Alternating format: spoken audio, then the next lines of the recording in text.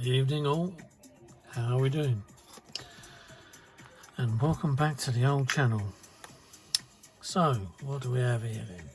Right, everybody's been asking me on the internet, on the Facebook groups, how do you do them deck chords? So now I'm going to show you how to do them. So, first of all, we get a white acrylic monotone pen. Right, give it a good shake. And what we do is we paint the inside, getting the paint down in the cracks of that deck chord on the Harrier anyway, or on one that's got the deck chord engraved into the canopy. So this has been moulded into the canopy. So what you do is you do this and you get that paint well in there. So it's like that. Makes a bit of a mess, but there we are. That's your painted in there. Right, so get that looking good.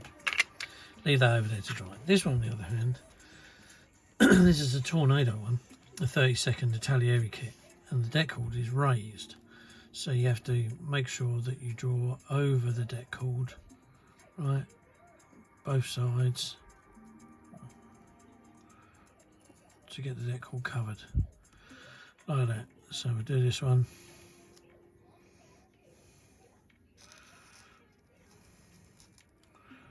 and then the other side, so you can see that it's, oops, covering it. So it looks like that. So they get that chord as a little thin strip in the middle.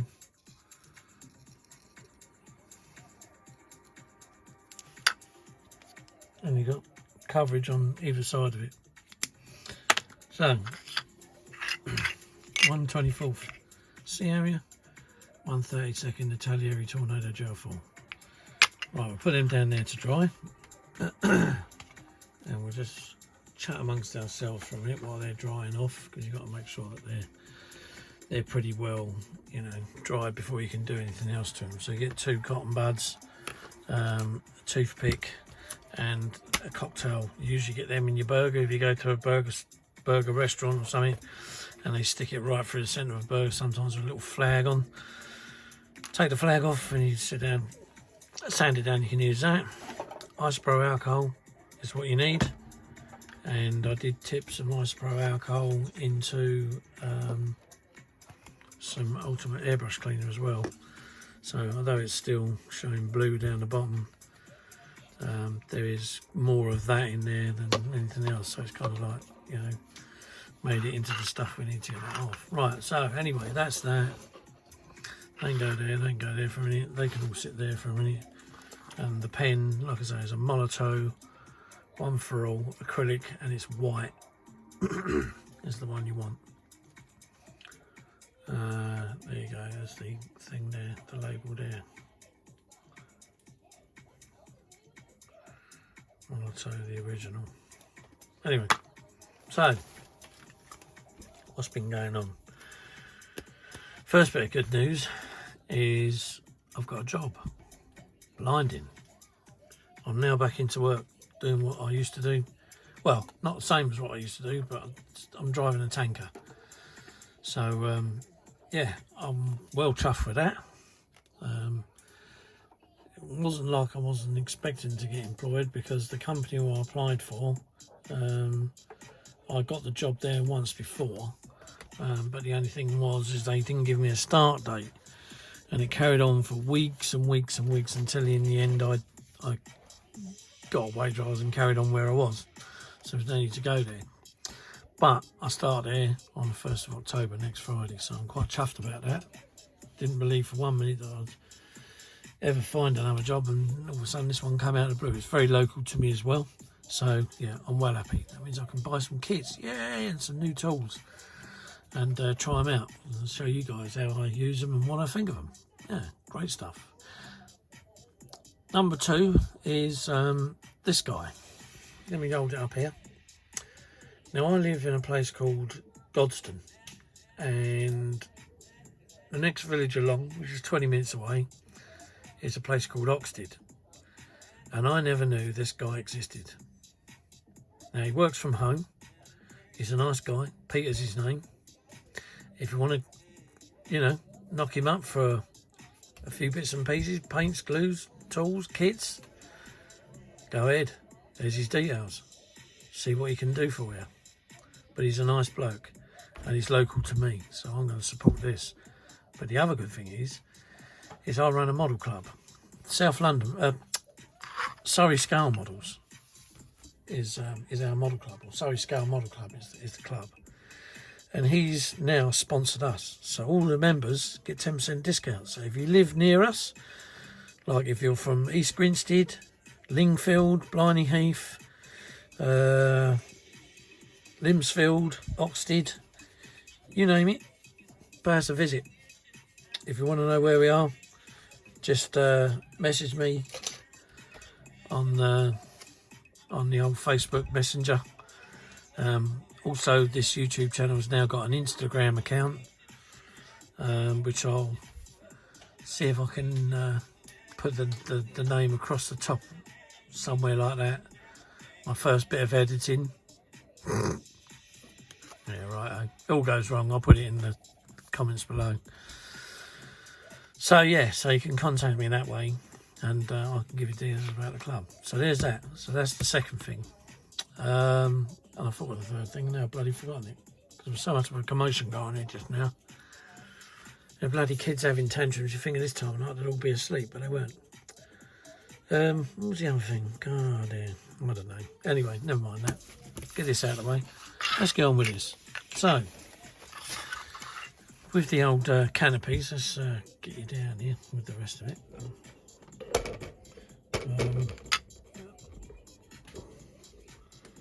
How the bloody hell does this work? Yeah, here we go.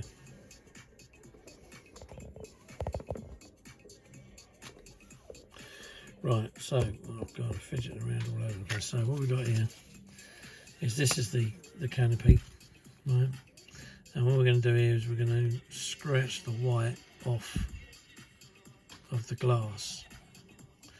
Now this takes some time to do this. It's not the easiest thing in the world. But as you can see, with the monotone pen, you're going to try your hardest not to scratch the actual deck cord, which is why I use a pointed cocktail stick, because you can't get this stuff off of the glass using, right, and then using cotton buds and stuff. So then what you do then is you run the cocktail stick along there like that, right, and then that gets rid, let me see, where's the brush? Here we go, that gets rid of the dust there. Right, and then you do the same for the other side. So, oh, let's have a look. So just again scratching the, it's a bit like scratching that silver crap off of a scratch card, and you're just light but firm. Keep it going in a straight line.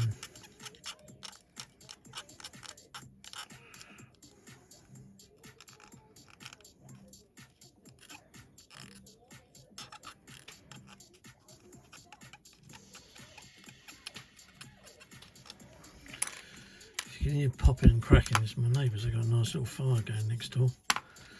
If you think about living out in the country, you can have bonfires when you like. So we don't have too many of them, I suppose, and piss the neighbours off. But yeah, lucky enough, my neighbour is a gardener, so he doesn't piss me off, and I don't piss him off. And we have bonfires and let the kids around. Usually in summer holidays we have most of them at night, drinking the beers and stuff. Anyway, another time, another day, another dollar, as they say. So there you go. So then you get there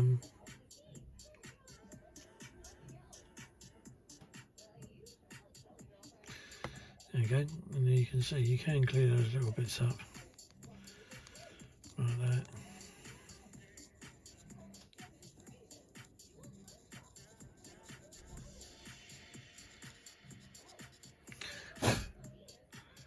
So there you go. and there's your deck cord. That's on a raised one, so I'll do that other one at a later date. Now we've got the other one, which this one is engraved into the glass. So as you can see here, you can see where it's engraved into it. So it's like a little trench, and you're filling it up with paint. So what you do with this one, something a bit different. You get the isospray alcohol, and you put a tiny little bit in the lid, yeah, and you just dip that in there like that. It only takes one little dip or two little dips, right? And then just swirl it round. Yeah, let's get it down a bit closer. And you swirl it round side to side, and you can twist the brush, not the brush, the bloody Q-tip, or whatever you want to call it, earbud, cotton bud, any sort of rotten bud. And as you can see where it's now, it's because it's filling up with the paint, it's making like a smear. So again, stick it in the thing and go across the whole thing.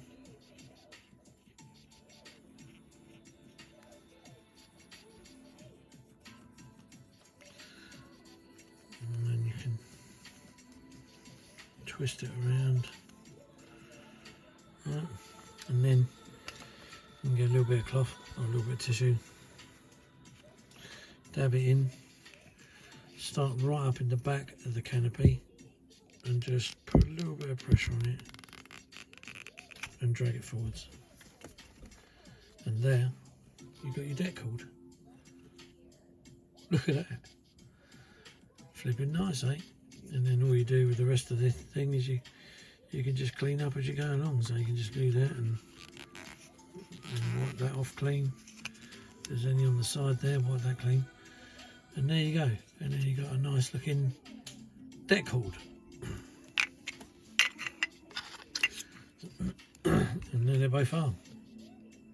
Like I say, if you really wanted to, you could get your cotton bud and just go around the, so where you got little bits of dust and stuff from the either side, just go around and it cleans up, doesn't it? You know what I mean? You could then clean the glass with it as well. Clean the glass off, that's that side.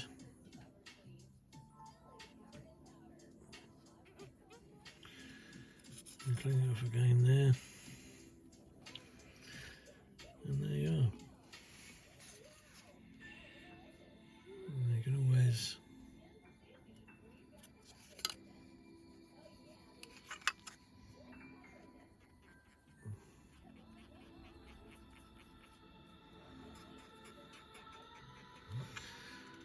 see them in. Oops, there's a bit gone on the black there.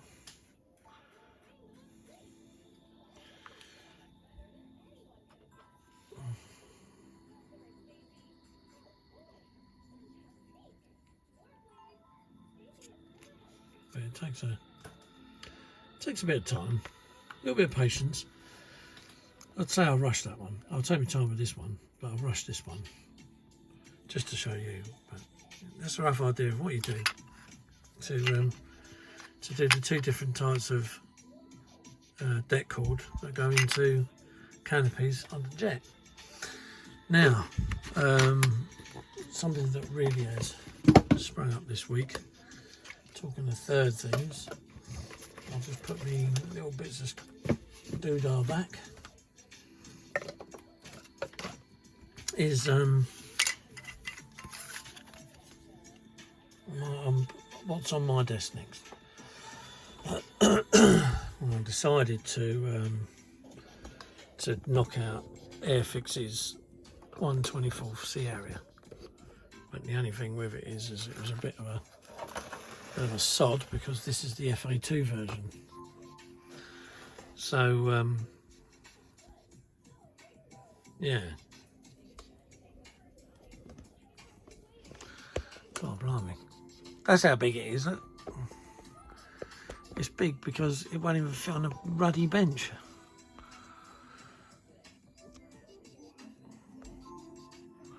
I think I'm going to have to go fucking 0.5, yeah. This is my strip light. Anyway, I'll go back to one. So here it is. This one, like I say, I've already done the deck cord on this. The whole thing was done using I bought a Heritage conversion set for us for the FA2. But the only useful bit was the nose. But lucky enough I got two noses, because one of the noses had a massive load of air bubbles in, air pockets in. So as much as I filled it, it was just full of pin. But this was the better of the two noses. It wasn't great, because as you can see, I've had to use car body filler to fill it in, you know, and yeah, do with it. So this is the Airfix kit, the 1/24 kit, and you know, she is a big old unit. She's that big, I can't really show you about her, but I'll do my best. But yeah, I mean, there you go, there's a refueling boom. You got your intakes in here. Going back, this thing was smothered in rivets. I can still see them here. Then, I mean, I filled them in as far as I can go with them. And, you know, they're not too bad. I had to make that because the one that was in the kit was just ridiculous looking. I've had to, you know, fill all the gaps around here to make it look like the Harrier, and you know, it was just all uneven. Over the years there has been a few sink marks in the old girl. So basically what you did was you got the CRFRS1 nose with the kit as a C area. So the only bit you had to do was change the nose cone and then put the plug in at the back. So the plug sits in here, right? Now Heritage gave us a plug, but the plug was staggered, so I couldn't use it. It's absolute bloody rubbish. So I basically had to convert this and take measurements and make that gap exact to the length of the Harrier. So I had to do it all myself. So I've not done a bad job. I mean, let's put it this way, this would be the only one I'm making, because I would never do another one, because it is the biggest pain in the backside, and there's nothing for these models. You can't even get the pitot tube. So I've had to make all of this myself. On the rudder there's a little strip that comes down here. It comes about, I don't know, I'd say 2/3 of the way down the rudder. Can't put that on yet until you've done the decal on the rudder. And the reason it is to stop rubber flap, to stop the rudder doing that. There's the little actuator arm for the trim tab, which I've got to put the little tiny metal piece going across. Tail booms do move, as you can probably see in the light there. You can still see all the rivets, and this has had 3 lots of filler on it, but the filler just doesn't seem to hide the bloody things. I mean, you feel it and it's perfect, it is smooth, but you look at it and you can see all the rivet marks, and it looks like that but painted over. Now as far as I'm aware, these are all filled in and they're pretty smooth. So I've got to do the 2 little ECM bits in there, the 1 ECM bit in there, that's still to do. The air brake is still to fill in. The wing tanks are all resin. Side ones are they're removable, but they're slightly the wrong colour. They need to be just a shade lighter. But these tanks come off as well, because they've got to have rivets. So I've got to get in touch with Hysterex on Monday to see whether they've got any Archer rivets, and if so, then I've got to put them around there. And there's also got to be some riveting going on around the bottom end of here as well. There's raised rivets. The Vulcan guns, there's a 2-pack there. I've had to super detail them as well, so I've added the chutes here, the piece of arm plating around now. There's a little bit of a strip there. I think there was some other bits and bobs. This is all metal end that I've done. So yes, I've got that. The wheel bays, do you know what, this back wheel bay don't bother with, because most of the time the doors are shut when it's on the ground. They might have a little bit of sag on them, but you still can't see what's in there, so I don't bother with that. As for the front one, they only open the 2 front doors. I got told this when I was at Dunsfold. We had a Harrier come in there, and me and my mate went out to see the pilot and, you know, have a look round it, and the guy was telling us that they only really open the doors upon an inspection. So, but again, it's not a brilliant wheel bay. There's not a lot of detail in it. Really, all that needs to be done. So I'll probably fold the doors up on that. The puffer duct at the front as well as the one at the rear. All the nose cladding stuff I've had to make myself. Camera I've done. I've just got to get some resin to fill that hole in, and then UV light it, and then sand it flat. I don't know where I'm going to get the pitot tubes from that sit on the bottom here. But yeah, and then as for the cockpit, funny, isn't it? You get a cockpit set, but there's no seat. So there is no seat for this. So I'm going to have to try and do my best to try and make one out of the kit room, to make it look really nice to go in here, because the rest of the cockpit is quite good. The guy that was doing it, I can't remember his name now, but I used to watch him on Aircraft Resource Centre on the forum, and he was building a cockpit because he was doing an FA2, but he was out at university and he did it in his holiday time, but he only got so far and then he had to pack in, and then he went back to university and then he got a job, and that was the finish of it. Never ever saw it again. But the thing was, the guy never fitted it into the actual aircraft. It was only fitted to one side, so he was constantly just putting things to and from. And because when we got it and I put it in this for the first time, the cockpit shroud was humongous, way too big. I've looked at the dash as well, the front instrument panel, and that looks too big as well. But there's not a lot I can do about it unless I go out of my way to make a new one, which I really can't be bothered. I just want, this thing's been sitting around for donkeys and I just want to get it done. I mean, it's the fact that it's whole and it's not in bits still, is something else. But yeah, you know, I've rescribed the pylons as well. I think I have on this one. I don't know, I can't see it, it's so fine. But where you got like the little plates, circular plates with all the rivets around them, or screws. But yeah, that's the old Sea Harrier. As you see it, she's massive. I've got a bigger Harrier than this. I've got a 1/18 scale one, but that's not going to be, at the moment, that's not going to be an Air Force one. That's going to be a US Marine one, because I wanted to do a US Marine one first, and then I'm thinking of buying another one. Well, I was thinking of buying another one and doing it an RF GR9 version, because there's I'll run the one of the Harrier 1/18 scale build groups on Facebook, and we've got two guys on there, Brian Palmer and Dave Eccles. They're both doing GR9s, I think, or GR7 and GR9. Anyway, they're both doing RF versions, and Brian's had a new nose done for it, so he's slotted it on. Both of them look absolutely bloody fantastic. I don't know about Dave, but I know that Brian used to work with Harrier, so he kind of has the upper hand on that say-so. But they look real nice, and when I see them, I think to myself, well, at the moment, this is the biggest thing I've got as a Harrier, but the other one is under the table, literally there, below there, and the rest of it's in the loft. So I thought, right, we'll get this one done. I've also got an FRS one that's behind me, and she's whole, so I've got her whole, and all I've got to do is spray her grey. Oh, can you already tell it's so bloody hot, especially with all this cardboard around me. Right, so anyway, so that's the Harrier. That's the Sea Harrier FA2, that is. And, yeah, I'm well stoked on how she's turned out so far. I mean, she could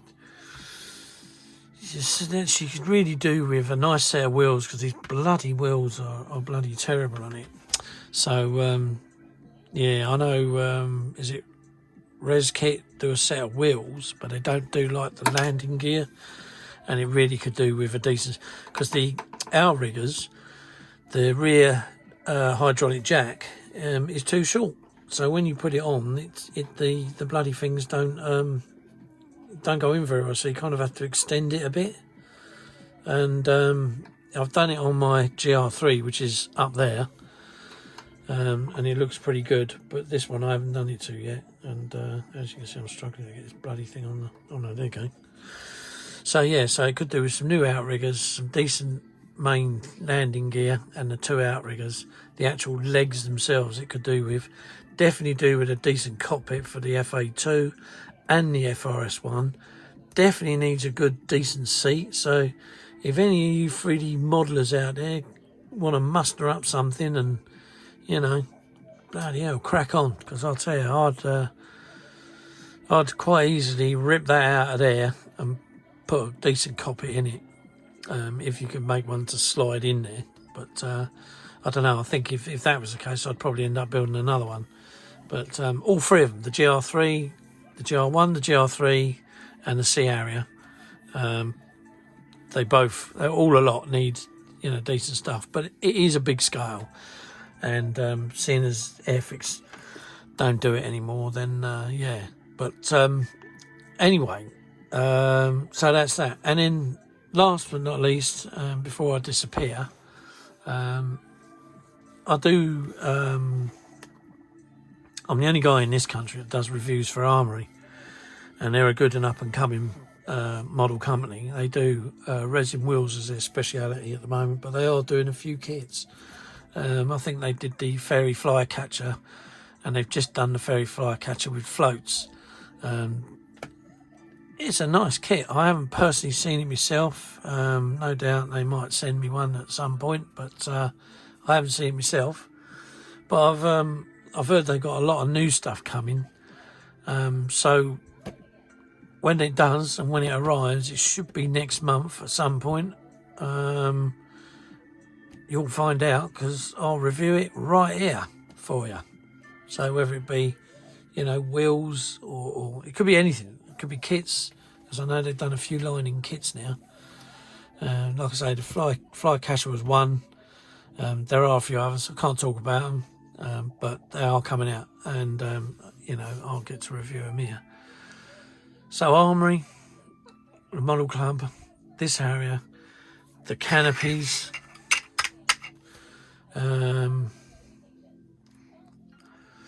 If there's anything else you want to know, then drop us a line. Either drop it in the comments on this video, or you know, or as I say, I'm going to hopefully get my Instagram channel queued up, either along there or it'll be in the comments. But yeah, anyway, like and subscribe, because that's the dumb thing nowadays with things like this. And we progress. So thanks for your watching time. I hope you enjoy this. It's nearly a half hour long, and I'm starting to get a little bit smoked out in here, but it's nice. But one of the joys of living in the countryside, really. So yeah, anyway guys, this one's on all the Harrier Facebook groups, so you'll see her on there, just pictures alone. I'm going to try and do as much as I can on YouTube with her, but as you can see, she is quite a big lump, and it's you know, so oh, and not only that, I also, when I say I got this guy Peter from Club, I got these three from him: fuel stains, in street and grime, and engine oil. So I'll be testing these out on probably some on this, some on maybe another model, depending on what I get after this and what I can get on the go. But go on, losing my voice. Too much rabbiting. Anyway, take care, guys and girls, all that watch me. Thank you very much for watching me and putting up with the crap that goes on in the background. And like I say, I've got a new job now, so yeah, I should be able to, you know, dive into the hobby a bit better, get some new stuff, you know, do a few reviews on a few things, and hopefully get a bit more noticed. And yeah, oh, and before I disappear, I've got to give a shout out to a guy. Now, I've spoken to him over the phone only the once. Me and him had a really good laugh. I know he's a subscriber to my channel, because he has literally, through me not knowing, and he's never said anything to me, but literally my channel has come up on his little videos 3 times. Now, he knows how to edit, I don't. So I'm going to have to tell you who this guy is. It's a guy called Mark Andrews. He normally builds tornadoes, but he's had to kind of put a bit of variation in his YouTube channel. Yeah, he's a you know, a top bloke. you know, for doing something like he's done, you know, putting, you know, stuff on his channel, and you know, I didn't know about it until I mean, I don't watch every single video as it comes on, but yeah, he's had a pictures come up on his YouTube channel, and his YouTube channel is Mark Andrews Model Vlog. So if you want to take a look at his channel and see what he does, it's very entertaining, I can tell you that. And me and Mark have got a little thing going about the state of my desk, although there was another person who commented on the state of my desk, and I had to laugh because it is a bloody mess. I mean, it just grows up the bloody walls. It's just because I'm stuck in a tiny little box room. It's, yeah, I've got a great big 13 by 10 shed in the garden, and because I'm moving house, I can't take it with me, and I can't use it because it was never finished. But it's all up. I was got to the point where I was insulating it with polystyrene. But yeah, you know, he works out of his garage, but there's always the banter going to and from with us about the state of my desk. So Mark, I've given you a shout, mate, and I've cleared enough space to put this on. You know, but as you can see, it's still got quite a big hedge round the sides. But and then what with the kids keep shouting and nattering on in the background. This actually is video 2. The first video, my little one, I think I've showed you in this video, but the terrorist, she kicked off with a tantrum, and it was just ridiculous. She went for it, hell for leather. She went for it. And I had to stop the video because all I could hear was my missus swearing in the background, you know. But there we go. Anyway, I won't rabbit on any longer, so I'm just talking crap now. So yeah. So anyway, thanks for coming along, and thanks for signing up to the channel, because I think there was 3 newcomers in the last couple of days, and there's been about 4 or 5 newcomers in the last week or 2. The Instagram is getting a big hit. I think I've got more followers on Instagram than I've actually got on YouTube, but there you go. It's how the cookie crumbles, or how the world works, or whatever you want to call it. So yeah, so anyway, thanks for watching, thanks for your time. Like and subscribe, hit the bell button. I don't know, you might just want to, I don't know what the bell button does, but there you go, it alerts you, I think, to whatever. And we'll see ya in the next one. So it's goodbye from me, and it's goodbye from her, and we'll see you in a new one. Bye.